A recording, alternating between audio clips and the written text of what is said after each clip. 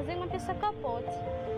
Dia mila magnano test koa zegny anao mba ahafantaranao hoe karakory fahasalamagna.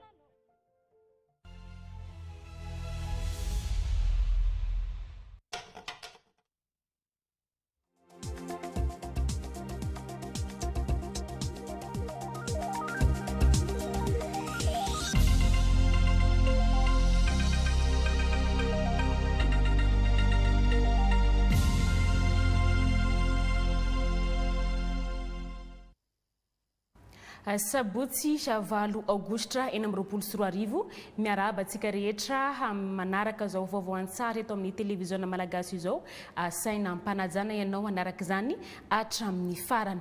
Mialohany anomboantsika ireo vaovao ary dia indra tolotra antsika avy hatrany ny lohatenim-baovao. Fandriana fitaratra amin'ny famokarana mananasy ary efa mamatsy amin'ny faritra maro eto Madagasikara.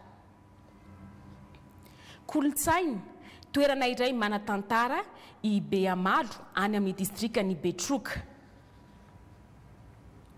Matsy Atrambony hifarana ny tetika Salanja izay nisehatra amin'ny asa fampandriana fahalemana.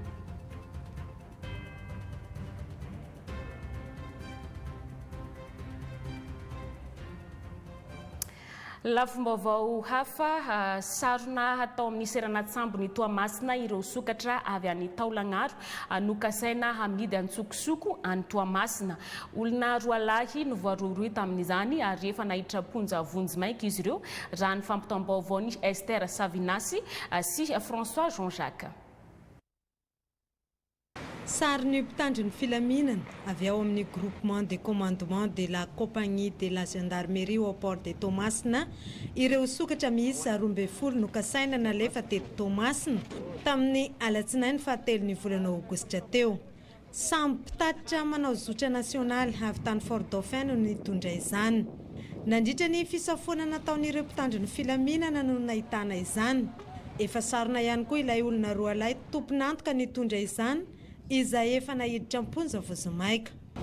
Efa voasambotra izy mirahalahy izay tompon'andraikitra amin'izany fanondranana ireo sokatra izany ary efa natolotra ny fampanoavana ary nahiditra ponja vozimaika aorian'izay. Etoana dia mbola manamafy sy manantitrantitra izay fa anisan'ireo zavaboary arovana ireo sokatra ireo satria atahorana olany tamingana ary voarara ny lalàna manan-kery eto amin'ny tany sy ny firenena indrindra fa ny loi CITES na ny convention sur le commerce international des espèces sauvages. Izany ny fanondranana sy ny fivarotana ireo karazana zavaboary ireo. Horaisiny MFZ Madagascar, Fauna and Flora Group tanana ao amin'ny valazavaboary voloina ny fitazomana ireto sokatra ireto, hoy ny avy eo anivo ny fitalevam-paritra ny tontolo iainana sy fanosoana lovanjafy atsinanana. Ho fakataranaka miisa 4 nozaraina amin'ireo tantsaha any amin'isa distrikan'isa Vohibato mba hampiroboroboana ity hasiam-piarina ity ka natolotra ho an'ireo fikambanam-behivavy any an-toerana izany. Mitondra ny fanampanazavana Angelo Randrianomanana. Gasy atao anatin'ny distrikan'ny Vohibato antony nanaparitahana zanak'akoho 4 natolotra ho an'ny fikambanam-behivavy ka ny commune Maneva sy ny commune Vohibato Est no andriany voalohany toana avy tamin'ny ministeran'ny fiompiana. Ary sorako manokatokaneta ny filohan'ny fanavaozana dia Andriamatoa Mikael Andriamirina sy ny ministra ny fiompiana ka io ny zanak'akoho 3,000 no tonga voalohany eto mbola misy ny vaky manaraka. Tonga nanolotra sy ny zaratraikefa ara-teknika makasika ny fiompiana io akoho fakanataranaka io. Nisy olo-tena avy ao amin'ny ministeran'ny fiompiana. Ny tanjon'ny ministeran'ny fiompiana kanatsara ny taranaka ny akoho gasy satria ny akoho gasy tsika efa mihakely ny vatany, efa mihakely koa ny atody avoakany. Dia niezaka ny ministeran'ny fiompiana hanaparitaka taranaka koa hanatsarana ny taranaka koatsika. Anampibetsaka amin'ny fidiram-bolan'ny fikambanana ity fiompiana ity. Tantsapam-boly sy mpiompy no ankamaroany. Ireo zanaka koa arivo ireo dia omenan'ny fikambanana izay miisa 420 ato amin'ny komina Manevy fikambanam-behivavy. Dia ny tanjona amin'izy io dia mba hanampiana ny fidiram-bola satria moa ny komina Maneva dia ao anatin'ny komina izay tena hoe tantsaha mpamokatra dia tsy mianana amin'ny fambolena rehetra fa eo ihany koa ny fiompiana vadin'izay fambolena izay. Isy niezaka amin'ny fanjoina sy fanaraha-maso ity fiompiana ity ezana ho toizana any amin'ny komina hafa ato anatin'ny distrikan'ny Vohibato. Ny kominan'ny Sandrandahy no ahitana mpandraharaha misehatra amin'ny fambolena sisa fivarotana mananasy betsaka indrindra raha ao amin'ny distrika nisy Fandriana faritra Moronmania. Efa maro izy ireo hano misandrahaka amin'izany sy ampiarina izany ka mpitombona araka izany nisy famokarana ity mananasy ity araka nisy fampitombaovao ny Alain Rodlisha Rakotary Malala. Seha-piarina mampitombo volamiditra sy mamorona asa ary mampandroso ny industrie mpanodina voankazo no manatsara ny fari-piainan'ny tantsaha ny fambolena mananasy ka ho an'ny ato amin'ny kominina ny Sandrandahy distrikan'ny Fandriana manokana dia mbola vitsy ny tantsaha misehatra amin'ity seha-piarina fambolena mananasy ity nefa maro ny tombontsoa azo no izy miakabidy ny vidiny ety an-tsena no betsaka ihany koa no mitady izany vokatra mananasy izany isan-taona. Misy fomba telo azo hoe ambolenan'ny mananasy eo ny atao hoe tena hoe nentim-paharazana, eo misy atao hoe teknika efa nifahatsaraina alekantsika hoe canal par ligne. Raha mba mamboly isa-tokantrano zany ny olona dia mety hoe afaka hamokatra bebe kokoa ary maromaro kokoa ny vokatra atao hoe ambolena aondrana. Ho fampiroboroboana ny fambolena mananasy ato amin'ny kominina ny Sandrandahy dia nirotsaka tsehatra manampy ny tantsaha efa mamboly izany ny mpitantanan'ny kominina ka isy ny tetikasa hampitomboana ny velaran-tany hambolena mananasy eo anivon'ity kominina ity. Ka eto ny tenako manokana tokony andraikitra be ny tanàna dia manentana ny vahoaka manontolo hanitatra hamboly hianatra an'izany fambolena mananasy izany ary ataoko ngamba fa tsy anana olana zato ray aman-dreny zato hapita ny fahaizana na izara ihany koa ireo masom-boly eo anatrehantsika izay mpiarabelona dia izay no ataoko hoe fanentanana lehibe mba ahafahantsika manana voly azo ahondrana voly miteraka fidiram-bola tena azahoana tombotsoa. Manodidina ny R10 ka hatramin'ny R20 ny vidin'ny mananasy iray aty Sandrandahy amin'izao fotoana izao saingy tafakatra 3,000 ka hatramin'ny 4,000 izany rehefa tonga any amin'ny faritra hafa tsy mila fikarakarana betsaka ny fambolena azy fa ao anatin'ny 3 ka hatramin'ny 9 mbolana dia mahazo vokatra tsara ny tantsaha no afaka mivarotra ety an-tsena ihany koa akoatra ireo voankazo maro samihafa izay ilain'ny mponina andavanandro. Taova pamokarana misy zato natolotry nisy solom-bavambahoaka ny Maintirano tamin'ny alala nisy tetibola nisy siady ho an'ireo tantsaha ao amin'nisy komina 17 mandrafitra ny tisy distrika ity. Tanjona amin'izany fampitaovana izany dia ampitombona ny vokatra any an-toerana jiaby. Son Robert solitena ny televiziona malagasy ao Maintirano. Fitaovam-pambolena angadinomby na shari miisa zato no natolotry ny ramatoa solom-bavambahoaka ny Madagasikara voafita ato anatin'ny distrikany Maintirano Velonjara Teofiliny ho an'ireo kominina miisa 17 izay mandrafitra ny distrikany Maintirano mba ho fanohanana ny kominina tsirairay eo amin'ny fampiroboroboana ny sehatry ny fambolena indrindra ireo tanora ny vaofo izay niala amin'ny asa ratsiny. Efa mandry fahalemana ny vahoaka ato anatin'ny distrikany Maintirano no miezaka nataon'ireo olom-boatendry sy olom-boafidy amin'izay firaisan-kina lehibe amin'ny ezaka lehibe nataonay tato anatin'ny distrikany Maintirano.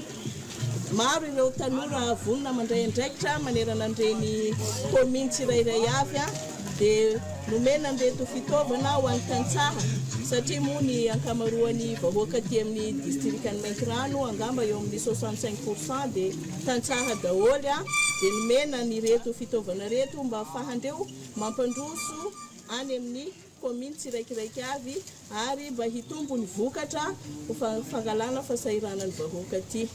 Teto anivon'ny bureau préfecture Maintrano no nanaovana ny fanolorana sy fizarana izany ka samy nandray ny anjarany ny ben'ny tanàna tsirairay.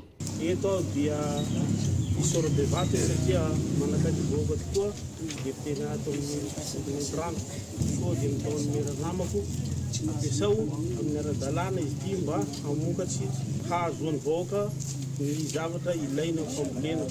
Tsara ho marina fa ny famatsim-bola amin'ny alalan'ny siady no nahafana ny vidy an'ireto fitaovana ireto izao ho iatran'ny Ramatoa Solomavim-bahoaka. Amin'izay isa vaovao mahakasika ny fambolena izay ihany hanara-maso akaiky ireo mbola mandika lalàna ny amin'ny isa fampandehanan-drano ao amin'ny lakan-drano Dabara ireo komity mpitantana Vonjimaika ity isa foto-drafitra saity. Izany no fepetra noraisina araka ny vaovao nangon'ny Isabelle Djoda Celestine sy Andry Marson solitenan'ny televiziona malagasy ao Morondava. Ny komity Vonjimaika ahitana ny faritra Minabe, ny prefektiora ary ny fitaleava-patry ny fambolena sy ny fanjari-tsakafo no mitantana Vonjimaika ny fampandehanana ny rano Dabara ankehitriny ka ampahafantariny ny talepatra ny asa izay sahanin'ny komity. Nahato zany ny birao ny fédération izay efa fantatsika teo dia araka ny statut izay voasoratra moa zany dia ny comité de tutelle no mitantana Vonjimaika mandrapisiny ny fananganana ny birao vaovao. Ny mitarika an'izay moa zany dia ny région no mitarika an'izay comité de tutelle zay ary anatin'ny ekipa mandrafitra azy ao zany ny préfecture sy zahay ato amin'ny fitaleava-patry ny fambolena sy ny fahaleovan-tena sakafo dia miara-dalana zahay ireo anatin'ny fitantanana ny Tambazotra Dabara ankehitriny miara-miasa kaiky amin'ny rotatsaha satria tsy misy foana fiara-miasa amin'ny tatsaha mba hampahomby azy dia mitarika no ataonay fa rehefa misy olana sedrany tatsaha dia manantona anay dia miara-dalana eny ny comité de tutelle io izay taritin'ny région Menabe mijery izay vahaolana hoentina anaovana ny fitantanan-drano fizaran-drano indrindra satria anatin'ny vanim-potoana sotrotsika zao mahakeliny rano dia tena hoe saika isan'andro dia misy foana ny vahaolana entina anatsarana an'izay fizaran-drano sy fitantanan-drano zay ary mety misy olana foana koa sedraina amin'ny sedrain'ireo tatsara eo amina réglage dia nanao natanteraka an'izay réglage zay ny ekipa ny comité de tutelle izay zahay moa zany ny misana ny lafin'ny teknika zay atao mitrasa misana ny lafin'ny ara-teknika amin'izay fotoana izay mbola ivory moa zany comité de tutelle andaminana ny fivoriana andaminana ny hoe vina no atsangana natao ny fifidianana raha maromaro koa izay tantana indray ny fédération Dabara nefa mialohan'izay dia tena mandinika akaiky zay ny tokony anatsarana ny statut io satria marobe fanavaozana tokony atao anatin'ny statut mba tena tsy verimberina tsony ny olana mahakasika ny fitantanana ny Dabara mba hitovy lenta amin'ireo fédération manerana ny nosy zany hoe mba mandray anjara amin'ny sarapikojakojana ny tatsaha ary mba hisy fampitokisana tsara eo amin'ny fanjakana eo amin'ny tantana ny Tambazotra Dabara sy ny tatsaha. Aoka tsy sandoka asa ny tantsaha na ireo birao teo aloha amin'ny fédération ho iatrany ny tompon'andraikitra fa izy ny fandraisana fepetra ho an'izay tratra na ireo minia mandika lalàna amin'ireo lakan-drano misy. Vaovao hafa ho toy ny fanadiovana faobe izay natao tena amin'ny lalam-baovao Kiambe Toliara izay niarahana tamin'ireo mpiasa-panjakana sy ireo apray mombonantoka amin'ny fitalavam-paritry ny rano sy ny fanadiovana ary fidiovana dia nitohizana tao bazary ao Toliara izany hetsika izany araka ny vaovao nampitainy Joakim Ambroise. Toerana be mpifamezivezy ny eto Ankilifaly noho izy ankaiky ny bazary Skama. Toerana mora ivangongoan'ny loto ihany koa noho ny habetsahan'ireo olona mifanaritsaka eto. Manampitrotsaka an'izany ny tsy fahafahan'ny komina ambony vohitra manala amin'ny tokony ho izy ireo fako noho ny fitokonana tsy mety tapitra. Fanamby napetraky ny ministeran'ny rano sy fanadiovana ary fidiovana no fametrahana izany fahadiovana izany eto amintsika ka fafafao be teto amin'ny bazary Skama no nanatanterahana izany. Nanao fiara-miasa miaraka amin'ny solitena mpanazava sy fiara-miasa avy amin'ny direction régionale de l'environnement ho fanadiovana ny tanàna Toliara. Tsy tampitra eto mihetsy ny fandraisaka fanadiovana dia asa isan'andro fanentanana ny mpiara-nantoka sy fiara-miasa amin'ny olo-pirenena tsirairay ho fanadiovana ny tanàna maharitra satria ny fahadiovana dia iankina ny fahasalamam-bahoaka rehetra. Fomba fanao ny skoto zazavavy na ny mpanazava ny manao asa antsitrapoto izao na ny BA Bonne Action ka ny fandiovana ny bazary eto Toliara no nanatanterahana izany. Fiaramiasa miaraka amin'ny talemparotry ny rano Atsimo andefana. Ny mpanazava eto Madagasikara moa zany indrindra reto safana zokina reto mpanazava reto dia manao ny asa fipitsahana amin'ny lafiny rehetra no tanterahana izy ireo mirotsaka ny nivon'ny fiarahamonina. Asa fanadiovana no natao asa fanadiovana satria fahadiovana no ampiny fahasalamana dia niara ny asa tamin'izareo to amin'ny rano koa izahay amin'izay asa fanadiovana izay. Tafiditra ao anatin'ny fankalazana ny faha 20 taona ny sampanamena zokiny izao hetsika izao izay nankalazaina ateto Toliara. Heriny arivo no niara-nisa lahy tamin'isa fanamboaran-dalana tsy misy tambiny tany isa fotsy alanana distrikany Fenerive Est ary tsy vitan'izay ihany fa mbola nitondra vola 10,000 isan'olona fahana mividy fanitso hanarenana izay hatragno tokon'olona any an-toerana izay. Abel Benjamin mitondra ny vaovao.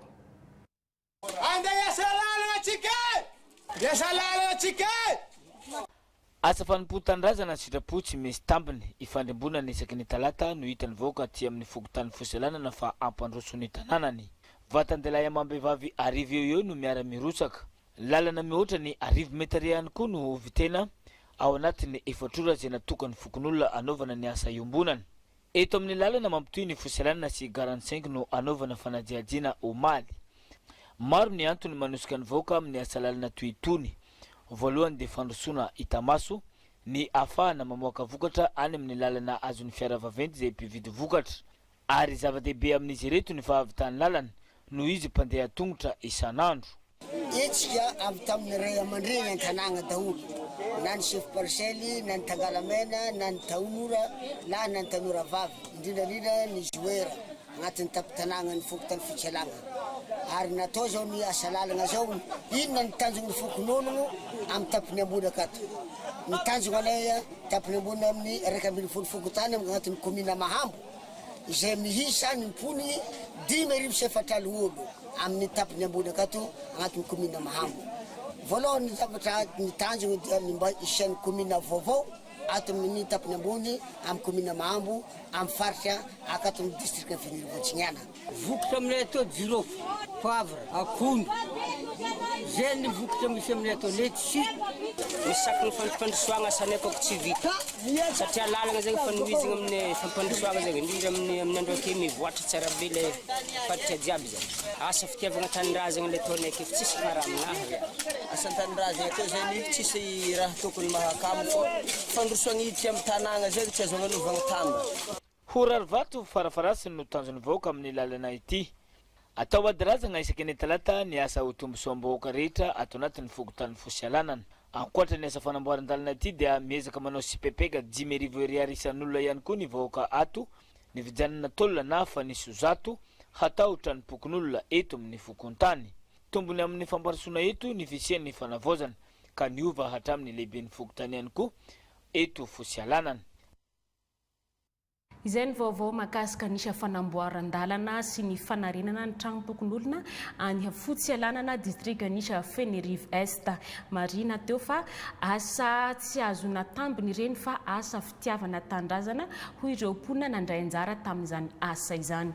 Lafim-baovao hafa kosa indray nahazo fampitaovana ny association pour l'éducation des enfants ayant des déficiences intellectuelles na ny fikambanana misahana ireo ankizy manana olana ara-batana sy ara-tsaina any Antsirabe. Fanadiadiany nomenjana ary fanantenana Blaise Rahirimanantsoa.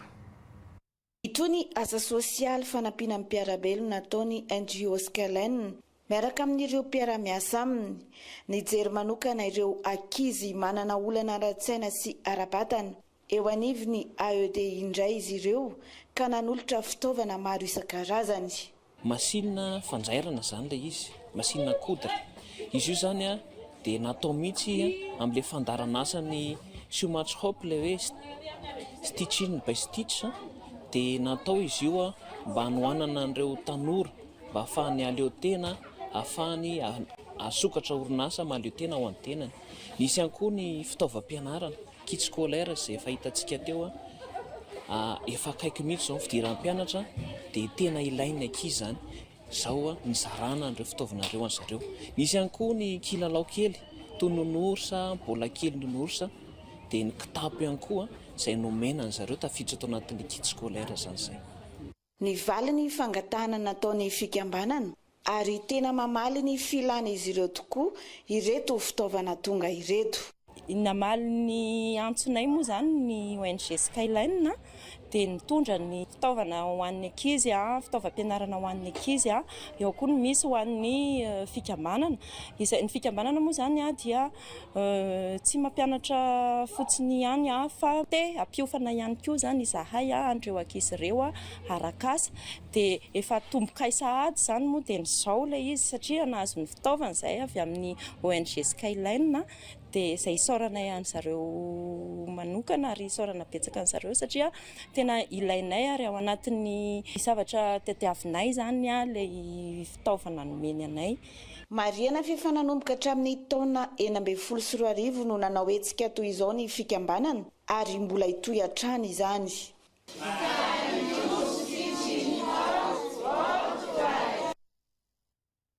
Araka ny vaovao na raha antsika teto amin'ny televiziona malagasy malatoandro dia mitohy ao amin'ny commune ny Manakana Nord ny asa sosialy ataon'ny solombavam-bahoaka Mananjary Mamihaja Charlot no sady akestora fahatelo eo anivon'ny antenimieram-pirenena nanolotra fitaovana maro isan-karazany ho an'ireo fokontany mandrafitra ny commune io ny tenany tamin'ny alalan'ny fitondram-panjakana. Fanadiadiany Anjaratina Valorian solitenany televiziona malagasy ao Mananjary. Nitohy teto amin'ny commune ambanivohitra Manakana Nord ny fitsidiana nataon'ny solombavam-bahoaka Mamihaja Charlot voafidy teto Mananjary sady kestora fahatelo eo anivon'ny antenimieram-pirenena. Tahaka ny fanaony mahazatra tsy nandeha tanam-polo fa nitondra ireo fitaovana avy tamin'ny fitondram-panjakana sy fitaovana avy tamin'ny anarany manokana ity solombavam-bahoaka ity. Vola am-paosina mivady matiodio ny nampitafisatroka sy malabary ireo mpanjaka rehetra tato agnatin'ny commune Manakana Nord izay misy teo amin'ny 220 teo dia vorolagnona teto moa zareo. Zay zany ny avy aty aminay asa soa zay.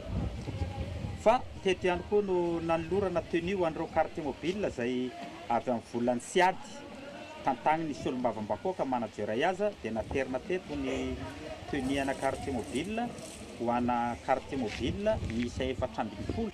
Naterina teto ihany koa ny table banc misy 20, table maître roa, seza roa ary tafo hitansika tao angamba 520 avy amin'ny ministère fanabeazam-pirenena tonga eto moa ny solotegna avy amin'ny Drenina tokony Ramatoa Drenina misy tonga eto fa izy lasa ny mahajanga amin'izao solotegna ny nalefany aty zany hita fa magnano zao fitondram-panjakana zao dia misaotra ny rehetrarehetra izay mitotona fotsy na andro na masaka ny teto Manakana Nord.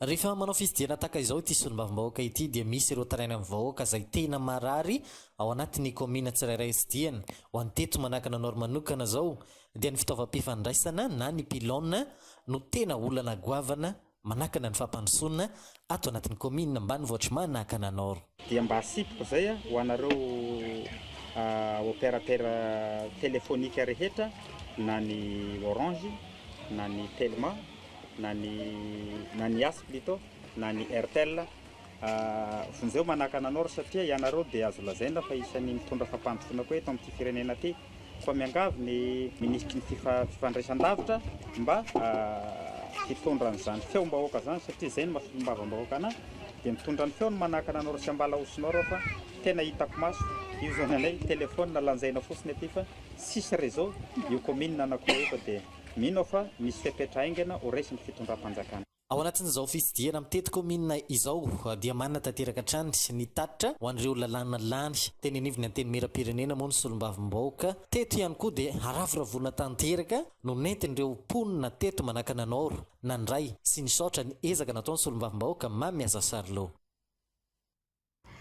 Lafim-baovao ara-kolontsaina mipetraka ho toerana Manakasina ara-pombandrazana hatramin'izay ho an'ny mponina manodidina ny fokontany ho Hamora Rano distrikany Sebetroka ny toerana antsoina hoe Beamalo no toerana natokana hangataha-pitahina izy io raha ny fanadiadiana nataon'ny mpanao gazetinay Théophile Norbert.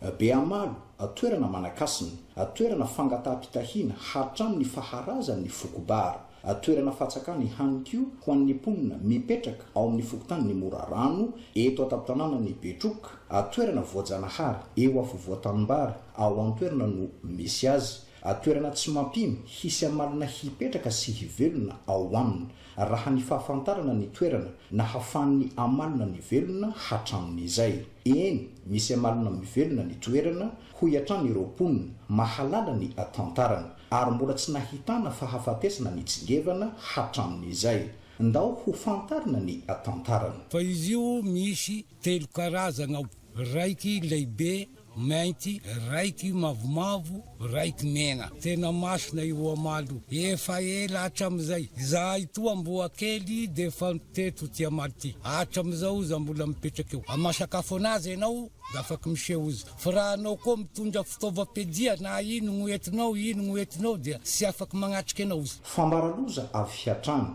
Raha sanatria mivoaka ilay amalina mena iray amin'ireo telo lehibe amin'ity toerana ity. Hoy ny lonaky iray avy ao ateto ary misy hifandraisana amin'ny trangam-piarahamonina. Misy lozasehony vomiboda sy mibodaboda avao zay. Makilany be avao zany aminao sy mibodaboda. Tsy voatery hitondra biby azo alatsadra ekeny ny fomba mampanao malagasy vao ho afaka hanao fangataham-pitahiana ao aminy fa azo atao tsara ny mitondra vola ihany koa. Fangataham-pitahiana ary sy magnavaky io na olay mangataka aminazy zeo agnatin'ny eritreritry tegna tegna na minday aomby, minday baraongy, minday akoho, minday vola da kasitragnina aby. Isan'ny solombavambahoaka tonga teny antoerana namita ny vavana taona fon'ny fahakeliny ateo amin'ny fahasivy taonany ny député voafity taty amin'ny distriktany Betroka rehefa tsampany fa tanteraka ny fikasana nanaova ny fangatahana atamin'izany. Sy azo atao hoe ambanjavatra ny kolosaina malagasy. Ka nataony tolo zany izy io misy dikany. Mety misy ny mpivavaka mieritreritra hoe manao finoanoam-poana.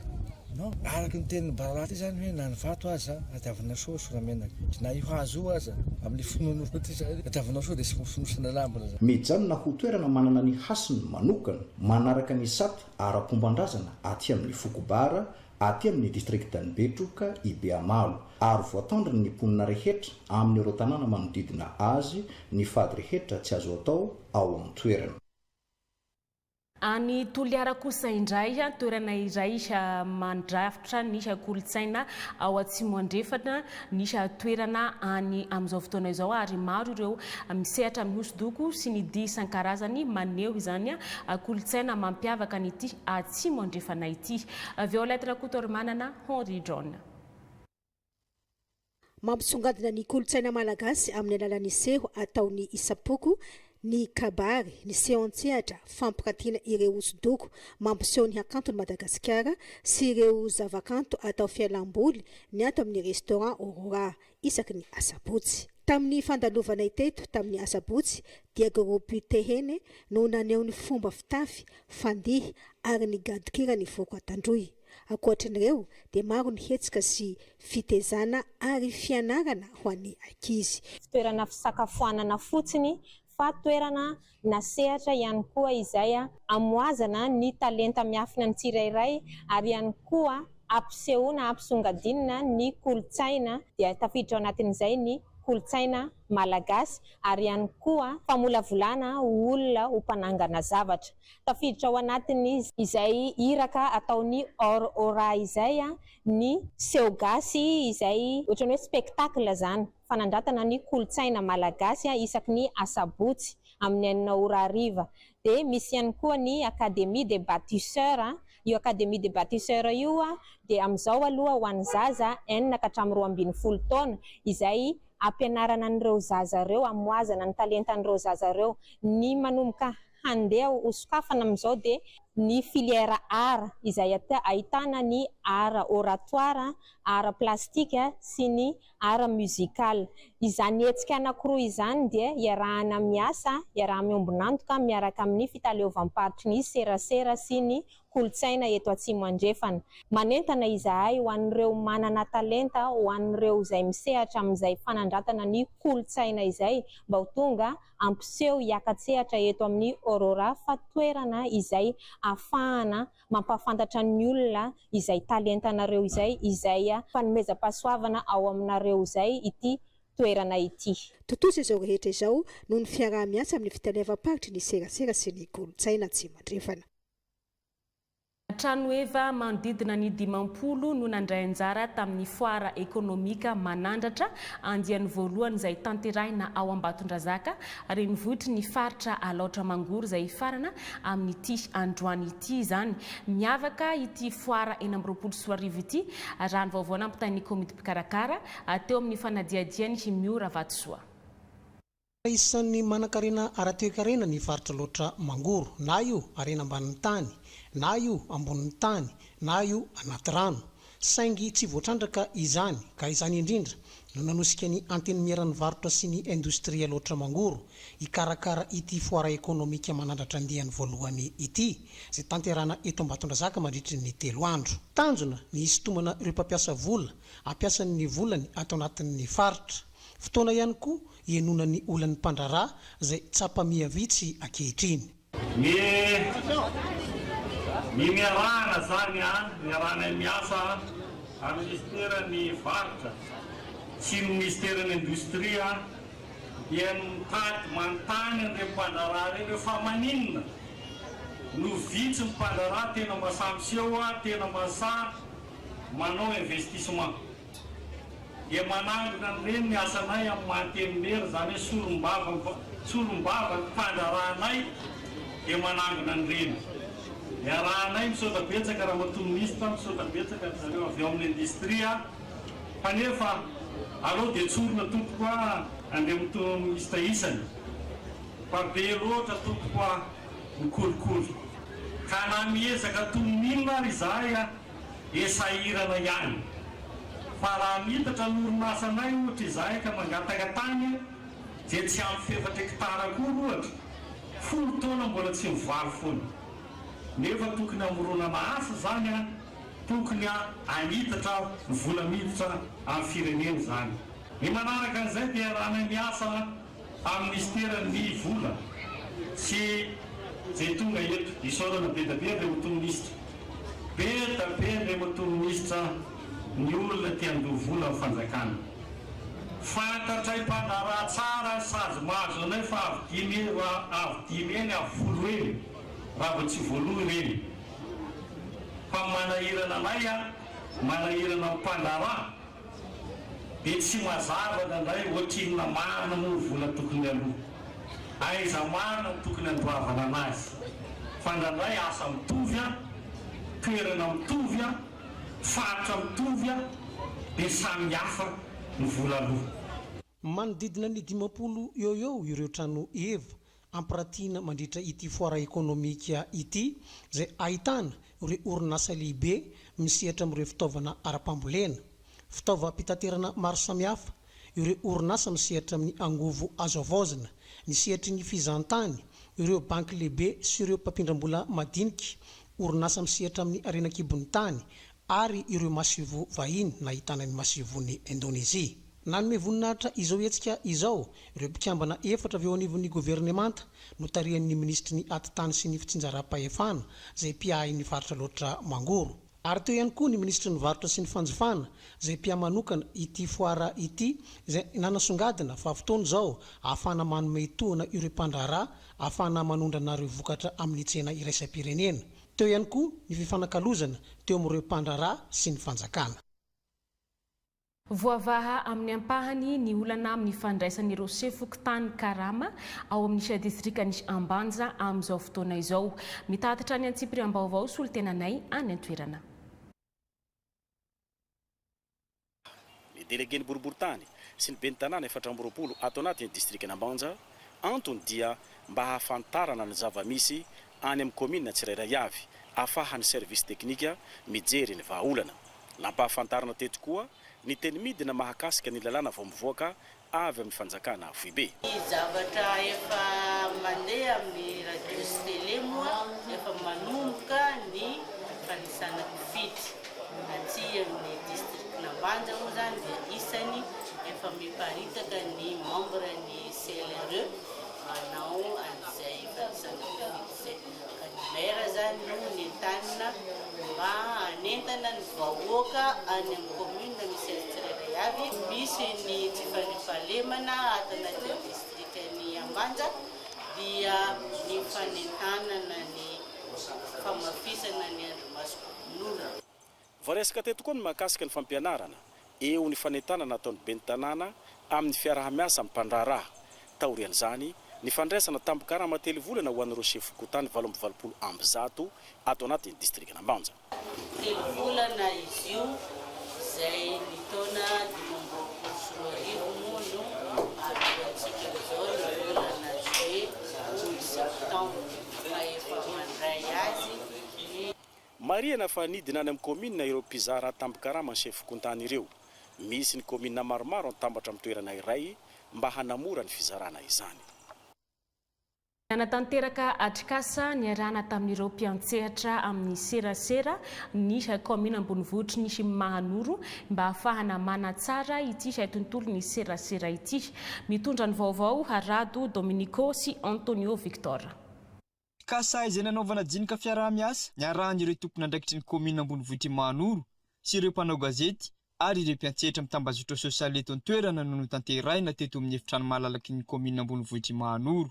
Nifantoka tamin'ny fanamafisana ny fiaraha-miasa eo amin'ny sehatry ny serasera izany ny amin'ny fanentanana vahoaka eo ihany koa ny fampahafantarana ireo asa sy fandaharana asan'ny commune. Ny tanjona ny any dia fanambanana ny hery mba hisin'ny fanentanana ny vahoaka bebe kokoa hitambarana amin'ny asa fampandrosoana ity commune raha manana ty satria ny commune dia iombonantsika. Dia fotoanany ihany zany ny rahana tamin'ny mpanao gazety rehetra ny tamin'ny tanàna ny Mahanoro ao koa moa le mpisehatra amin'ny Facebook zany hoe dinikasa nahatra roy adiny toa dia fotoana nanaovana fampahafantarana ny asa zay vinavinain'ny commune ao tanterahina dia fotoana ihany koa nafahana ny eno izay vinana fampandrosoana izay tanterany vahoaka amin'ireny mpanao gazety namantsika regny. Nandritra ity fotoana ity no nanamafisany ben'ny tanànan'ny commune Ambonivohitra Mahanoro fa misokatra ho an'ny rehetra ny varavaran'ny commune ny amin'ny fiaraha-miasa rehetra mitondra fampandrosoana sy fanasoavana ny mponina. Nanao fitsidihana any amin'ny faritra Melaka amin'ny alalan'ny diocèse-ny Maintirano nisy délégationa avy amin'ny mouvement Shalom avy any Italia amin'izao fotoana izao. Betsaka ny fandaharam-potoan'izy ireo amin'izany ankoatra ny fitsidihana ireo toerana maro samihafa dia hanangana foto-drafitrasa trano sekoly ho fanofanana arakasa ho an'ireo tanora tovavy izay efa nitsoaka andaharana tamin'ny fianarana ny mouvement Shalom. Jabson Robert, soltena ny televizana malagasy ao Maintirano. Délégation mafonja avy amin'ny mouvement Shalom avy any Italie no tonga nitsidika ny renivohitry ny faritra Melaky amin'ny alalan'ny diocèse-ny Maintirano ka nandray azy ireo tamin'ny mpifaliana ny mpino kristianina katolika maro sy ny tompon'andraikitra isan-tokony. Izy ireo dia avy amin'ny mouvement antsoina hoe mouvement Shalom avy any Toscana Italia manao voyage humanitaire izany hoe mitsidika ny faritra Melaky sy ny diocèse-ny Melaka ary hiezaka hitondra ifampizara ny toe-tsaina Shalom izay mampanjaka ny fahamarinana sy ny fiadanana ary ao anatin'izay no mijery ny hoe inona no azo anampina ny faritra Melaka sy ny faritra misy ny diocèse-ny Maintirano.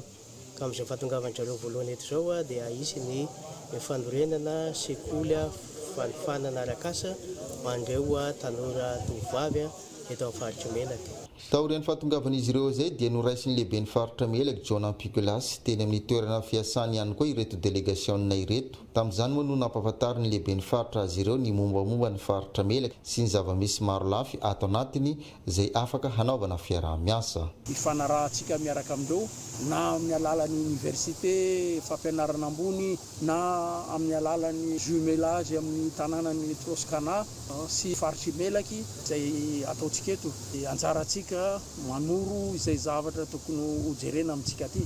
Inona no azo ifandraisana miaraka amindreo ifanampiana tsisy afa amin'izay koa mbola isy ny fotoana andehanantsika anaovana vizity makany amin'ny tanànan'ny Toscana ny Italia mijery hoe ty tokony metimety amintsika.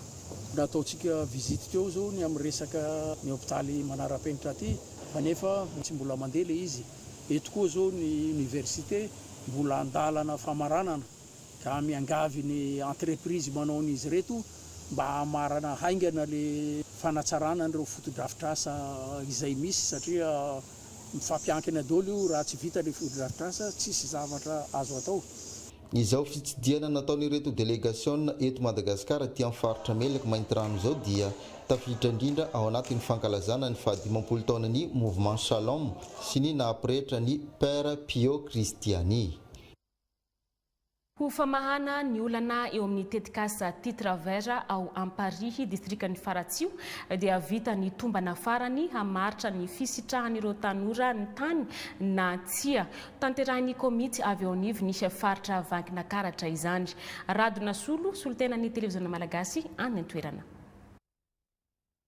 Tombana nandritra ny roa andro ireo tanora zato mianadahy manao ny asa famokarana ao anatin'ny tetikasa Titravera 2 teto Amparihy Faratsio. Tombana izay nampanaoviny komitiny tetikasa avy eo anivon'ny faritra Vakinankaratra. Nisy nandritra izany ny fitsirihana ireo loha na toerana famokaran'izy ireo tsirairay avy ka nijerena sy namantarana ny fanarahana ny boky nandraikitra na ny cahier de charge. Aoriana fitsirihana na izao tombana izao dia isy ny fanambakevitra ho raisin'ny komity izay valy amin'ny herinandro ity. Azahoana mamaritra mazava ny fisitrahana na tsy ny tany ho an'ny tsirairay fa nandritra ny fotoana izay nisy ny tetikasa Titravera dia tsy nitsahatra nisy olona ity toerana ity ary mirosa ny fahamana izany izao ankehitriny izao. Raha tsahiviny dia ny taona 2024 tany hoany no nisokatra ny fahazoan'ny tanora ny Vakinankaratra misitraka ny tetikasa Titravera 2 eto Amparihy Faratsio ity ary niditra tamin'ny taom-pamokarana fahatelo ireo tanora tamin'ity taona 2024 ity ary izao miatrika tombana farany izao. Tonga niatrika izany ny teo anivon'ny médiature de la présidence no inona nandritra ny fidinana ifotony nataon'ireto komity reto ny feon'ireo mpiara-monina izay nanao fangatahana ny hisitraka ny tany. Manodidina ny 970 hektara no rehefa ity tany-panjakana eto Amparihy Faratsio ity izay ny faritanina Antananarivo tantana ny faritra Vakinankaratra. Andrasana noho izany nivokatra ny fitsirihana sy ny tombana izay natao. Izay mahakasika ny vaovao iny fa lafim-baovao hafa nanatanteraka atrikasa nanaovana tombanezaka tamin'ireo asa vita nandritra ny fehimpotoan'ny asany ny tetikasa lanja izay nisehatra tamin'ny fampandriana fahalemana. Tetikasa izay isan'ny asa tany amin'ny faritra Matsiatra ambony izy io ary efa madiva ifarana ny fehimpotoa ampiasany ity tetikasa ity. Raha ny vaovao nampitainy Angelo Randrianomanana, Aina Randrianarson. Fanamafisana ny rafitra ara-dalàna miainga avy any anivon'ny fiarahamonina mampifandray amin'ny fanjakana, ny zandary, ny polisy ary ny fitsarana. Paikady hoentin'ny tetikasa lanja ka nahatrarina tanjona nampandry fahalemana ho an'ireo région valo mandrafitra ny Madagasikara. Isan'izany ny faritra Matsiatra ambony. Satria ny lanja zany mampifandray an'le mekanisme na io dina na io fikambanana metsehatra fandre-pahalemana mampifandray azy amin'ny fanjakana. Zay zany ampisian'ny lanja zany zay. Zany hoe lasa miaha manara-dalàna zany le rafitra. Le outil de gestion reo dia nyvaliden'ny procureur, nyvaliden'ny préfecture zany mialohan'ny ampiasana azy. Amin'ny ankapobeny dia azo atao hoe tratra le tanjona. Na dia atao hoe mbola misy ary le commune vitsivitsy zay mbola tsy tafiditra ao anatin'ny ataontsika hoe somaraidia zay any an-tanana eto satria be dia be ny tombony ao anatin'ilay izy. Raha ho an'ny faritra Matsiatra ambony no toanan'ny tetikasa lanja ny fikambanana Soamiraidia antony manokana izy misahana mivantana ny rafi-piaramonina ifontona izay nazahoan'ny vahoaka tombotsoa teo amin'ny lafiny fandriam-pahalemana. Menana mila fahaizana mitatana, mila fahaizana mitondra zany. Ka ny tetikasa lanja zany dia tena nampianatra an'izay. Fa taorian'izao fiofanana dia manana zay fahaiza-manao zay zany ny atao hoe fikambanana Soamiraidia. Dia raha sika mahita ny voaka ny filaminana vokatr'izay. Tsy ahivona ny taona 2024 no niara-niasa tamin'ny fanjakana ny tetikasa lanja, izany hoe tetikasa mpanjakana. Nisy araka izany ny tatitra manokana ny jerevana tombana sy ny zavabita tamin'ny alalan'ny atrikasa lehibe teo anivon'ireo solitena mpanjakana avy aty amin'ny faritra Matsiatra ambony. pejy ny fahasalamana mbola anisan'ireo sakana tsy anatonan'ireo olona tobi-pahasalamana ny fahalaviran'ny toerana ka maro ireo renim-pianakaviana no miteraka amin'ireny zaza any ambanivohitra maro izy ireo manao dokotera tena ny amin'izany tsy isy intsony izany any amin'isy faritry ambadika vato komina nisy fiadanana distrikan'ny Fandrina fa notoloran'ny fitondram-panjakana tobi-pahasalamana vaovao sisy mpitsabo ary fampitaovana mifandraika amin'izay ireo mponina any an-toerana amin'izao fotoana izao. Alain Rodlisy Rakotar Malala. Ifitsipika mifehy anatin'ny mifehy fikambanan'ny mpanakanto aty afiny rivestra faritra Analanjirofo avoazina isaky ny rotona ny bureau hitantina manamora ny fahazahoana tolotra ara-pahasalamana no manatsara ny kalitaon'ny fiainana ary manampy ny fiarovana ny fahasalaman'ny mponina indrindra dia amin'ny tontolo ambanivohitra ny fisin'ny tobi-pahasalamana manantona vahoaka izay tetika apetraky ny fitondram-panjakana amin'izao fotoana izao miaraka amin'ny ministera amin'ny fahasalamam-bahoaka ka misitraka izany no afa-pahasairanana tsy andeha tongotra 12 kilometatra intsony vao mahita hôpitaly ireo mponina aty Vonanosina sy ny manodidina ato anatin'ny komina ny fiadanana distrikan'ny Fandrina. Mponina manodidina ny efatra rivo no hisitraka an'izao tobi-pahasalamana vaovao izay natolotra ny fitondram-panjakana tobi-pahasalamana izay ahitana ny fitaovana ilaina rehetrarehetra ary hitovizana amin'ireo tobi-pahasalamana hafa no tobi-pahasalamana izay natolotra teto ka minsoma toko fa hitondra tombosoa ho an'ny vahoaka aty fotony izao tobi-pahasalamana aty fotony izao. Filipakasitrana fitondram-panjakana sy ny ministera amin'ny fahasalamam-bahoaka tamin'ny fahazahoana zao tobi-pahasalamana zao ny mponina aty an-toerana. Ka ny faritra zany dia manao apoy natoana amin'ny fitaly avaparitry ny fahasalamam-bahoaka sy ireo fitaly avaparitra rehetra izay manana n'izany atao hoe fotodrafitrasa tokony hisitrany vahoaka izany izay lara-pahamehana Andriamatoa lehibe ny faritra ankehitriny moa ny amin'izay resaka sosialim-bahoaka izay mba tsy hisy tombo sosialy ny tsirairay fa misy ilay antsoina hoe inclusion sociale atao anatin'ny faritra Moromanitsy misy anavana zany fa ny rehetra dia tokony hisitraka izay tao. Ezaka manaraka ho tanterahany mpitantana ny komina ny fiadanana ny fanondrenana tranon'ny mpitsabo miasa eto anivon'ny tobi-pahasalamana ity ka efa nanolo-tanana ho amin'ny fanatanterahana izany ny solombavam-bahoaka ny Madagasikara vavita ato amin'ny distrikan'ny Fandrina ny profesora zava-manitra Andriamiary Volamena. Ny fokon'olona moa zany dia manao ny biriky manontolo izay misy eo amin'ny 5,000 sy 2 alina eo dia ny komina moa dia nanampy arak'izay fomba natao resaka havy sy ny sisa zany dia ny karaman'mpandrafitra ho raisin'ny komina tanana zay koa ny solombavam-bahoaka ny Madagasikara izay misy taolina 30 dia soma 10 ahafahana manatanteraka izay dia akasitrahana manokana. Tamin'ny alalan'ny hetsika maro samihafa nampisehoan'ny vahoaka eto Vonanosina ny hafaliany no nandravaka ny lanonana fanolorana tamin'ny fomba ofisialy ity tobi-pahasalamana ambaratonga faharoa eto Vonanosina fiadanana ity ka tao anatin'ny lanonana fanolorana no nisin'ny renim-pianakaviana iray niteraka ny zanany voalohany vavikely teto amin'ny tobi-pahasalamana ity ka notoloran'ireo manam-pahefana maro niatrika izao lanonana izao any Ropatsa noho izy renim-pianakaviana ny santatra voalohany ny fiterahana teto. Vaovao ara-kolontsaina nahazo filoha vaovao ny fikambanana nisy mpanakanto any amin'nisy distrikan'ny Fenerive Est faritra Analanjirofo vonina hampiroborobo ity makasika ny kolontsaina ity nisy filoha vaovao raha ny vaovao nampitay nisy Edira Mananjafy.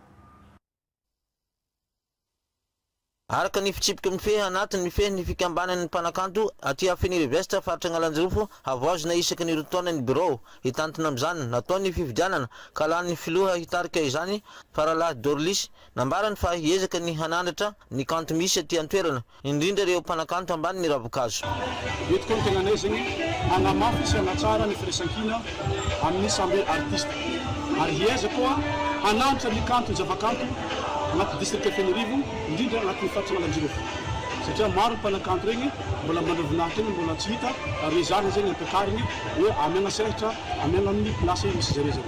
Ho an'ny tanimpatry ny serasera sy ny kolontsaina aty Analanjirofo amin'ny maha-piahazy dia hiezaka hitondra tolo-tanana sy ary ny tombotsoan'ny mpanakanto amin'ny talentananany. Satria ny tanjona atelisy moa zany hitantsika zao ny Analanjirofo manana ny kanto manana ny artiste mampiavaka ananjy sy mampalaza ananjy dia efa misy moa ny artiste atsika ty amin'ny faritra efa azo lazaina hoe artiste national international aza raha tsy za tsika ohatrany regionito agnisany mitondra avo ny kanto ny kolotsaigna aty amin'ny faritra Analanjorofo. Mbola misy ihany koa zany ny artiste zay manan-talenta fa kosa mbola tsy de mbola mila tosika zany ampiagna. Tamin'izao ihany koa no nanaovana ny famindraham-pitantanana teo amin'ny filoha teo aloha sy ny vaovao ary hita taratra tamin'izany ny fahavonona ny filoha vaovao hiary asa amin'ny rehetra ary hanandratra avo ny kolotsaina aty amin'ny faritra Analanjorofo.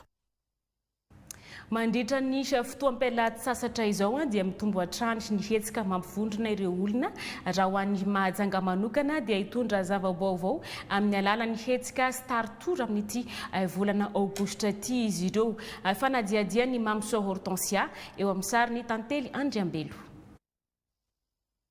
Rehefa vanim-potoam-pialatsasatra toy izao dia anisan'ny mampivondrona sy mampiray ny olona ny kolotsaina sy ny mozika. Anisan'ny toerana be mpisafidy raha teo i Mahajanga izay be toerana azo hitsangatsanganana. Ao amin'ny Bor Mahajanga no andray ny Star Tour mandritry ny 2 andro amin'ity volana ity. Ka ifandimby hiakatsehatra mandritra izany ireo mpanakanto sy mpanentana fanta-daza miaraka amin'ireo seho mifanaraka amin'ny sokajy fotoana rehetra.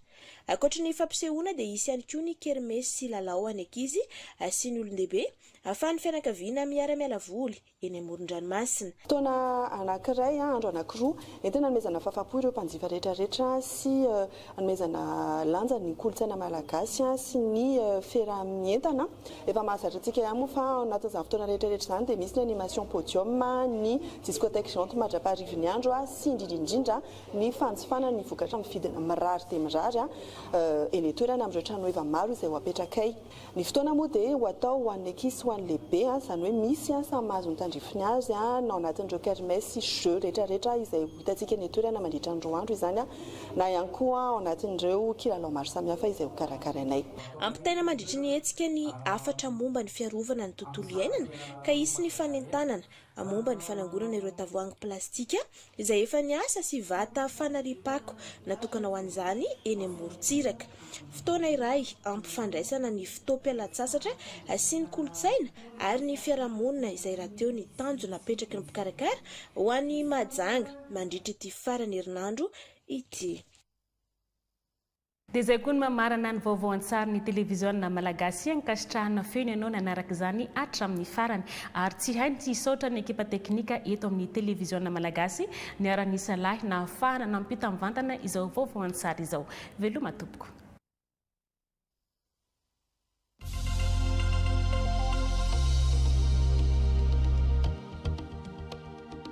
Salasala makatu